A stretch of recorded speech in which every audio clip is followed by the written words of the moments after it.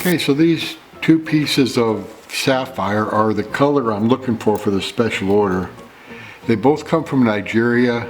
They're both about 3.5 to 3.7 carats. They've got kind of this teal color that we're looking for this design.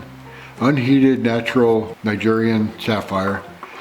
So for the design we're looking for kind of a hexagonal design. So I'm thinking this piece I'll try first. And if that doesn't work out, doesn't give us the size we want, I will use this one. But right now I think this one's more of a shape of rough for trillion. I think I'll save it for a trillion type of design instead of this special order. I'll try this one for the special order. We'll see how it works out. So wow, thanks wife. Where to start? I'll need to find sapphire of just the right shade of teal color and just the right shape and size.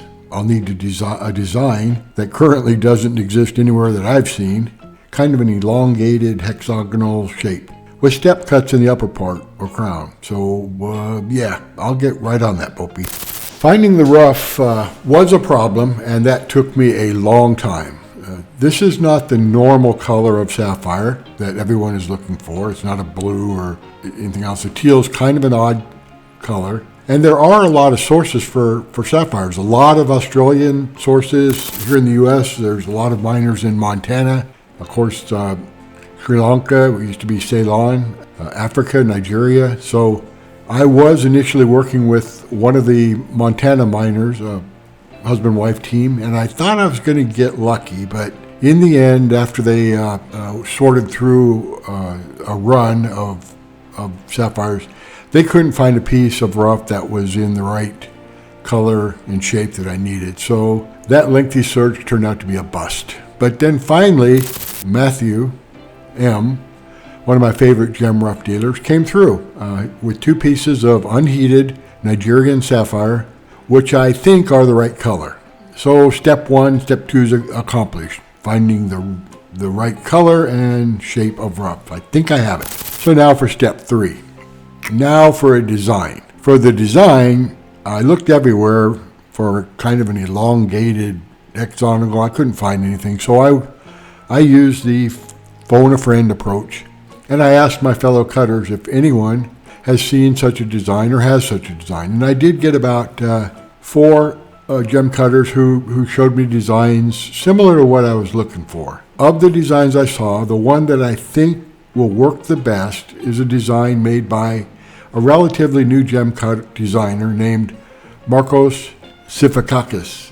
And he lives on the island of Crete, Greece. But when I contacted him, he was up in Oregon in the US, so that's when he sent me the design. So I'm not sure where he calls home, Crete or Oregon. The design looks right for what I need, and Markos said go ahead and release it into the public. Anyone can use it. He named the design Exagono, which is hexagon in Greek. Great title. So if you like the design, please reach out to Markos. He's on Facebook, and let him know. So here's the data for Markos's design, Exagono. And here is what the gemstone should look like if I follow Markos' design. And just so you don't have to look all over the internet for the cutting instructions, here they are. And okay, spoiler alert, I did tweak Markos' design as I was cutting and made some changes on the fly. I added another row onto the pavilion, and I added a third row of step cuts on the crown. I had to make the pavilion adjustment because the rough was just exactly the right size, and I still needed to move the pavilion down. So instead of moving it down a little bit, I adjusted the angles and made another row. And on the crown, I made that third set of steps because the customer, the design they're thinking of, had 3 rows of steps. So just to let you know, there are some tweaks to his design, but nothing wrong with his design. It was awesome and great, a great deal of help. I've preformed our sapphire with my 320 grit topper, and just to get the shape close. And now I'll work on it and get it closer with my 600 grit crystallite lap. Okay, I went ahead and polished the girdle of our sapphire with 60,000 grit diamond on a bat lap.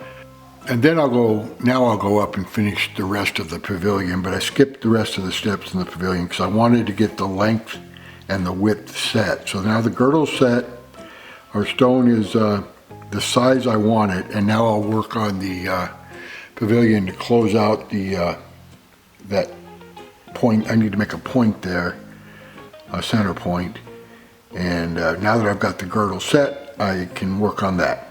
Okay, I finished polishing the pavilion of our sapphire. Now I still have to close up this part of the pavilion, so I need to make a permanent center point.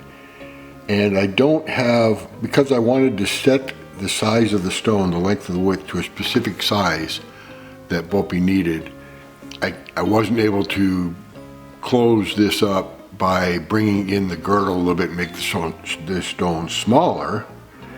And I don't have enough rough, let me show you, to go down much further in the girdle. I just have enough left right now to do the crown. So I can't make the stone smaller, and I can't bring the pavilion down to close up this point here.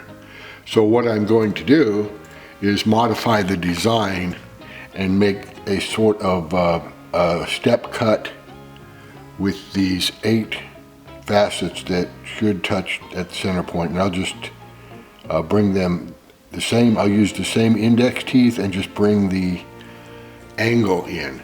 So with sapphire, what I have to worry about is not going below the critical angle. If I go below the critical angle, then light will pass through this new step that I create and not be reflected back, and we'll have what's called a windowing effect. So the critical angle for sapphire corundum is some reports say 34 degrees, some say 34.4. So as long as I keep the angle above 34.4, I'll be fine. And the angles for these 8 facets, 4 of them were at 42.04 and 4 of them were at 41.41. So I'm going to first adapt the P1 tier and change that angle to probably, as low as 35, and see if that can close that angle up and how far down that makes that step cut. It'd be really nice if the step cut ended up being at this point here, this our P3. Actually our P4 line where the point goes up. That'd be perfect, but we'll see what it does. So I do have to modify the design. Okay, so I cut and polished 4 more facets into the pavilion to close up that center point. So we now have the center point of the stone closed. It's the right length and width, so I couldn't make adjustments there. So now I'll transfer the stone and cut and polish the upper half or the crown of the stone. Okay, I finished cutting and polishing the upper half of our sapphire, and now I will set the stone up to cut the table. Okay, I finished polishing the table of our sapphire, so now I'll soak it in the acetone and remove the adhesive from the dop so that we can weigh it, measure it, take a better look at it, and then send it off to BOPIE. BOPIE has a client who wants a very specific gemstone cut. So the mission from my wife BOPIE to me was simple.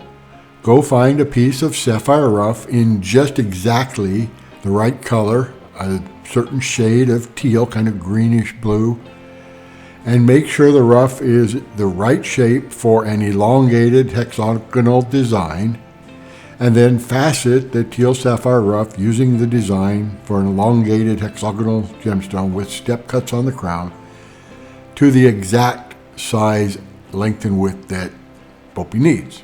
No problem. Easy, right? Well, I think I accomplished the mission.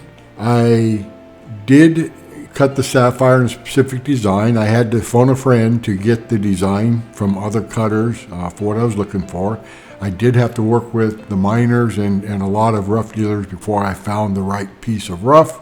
But I think I've got had the design. I think it all worked out just right. I did have to make some adjustments on the fly to the design because the rough, I didn't have much flexibility in adjusting the rough. But the design, Markos' design is great. It's not a difficult design to cut.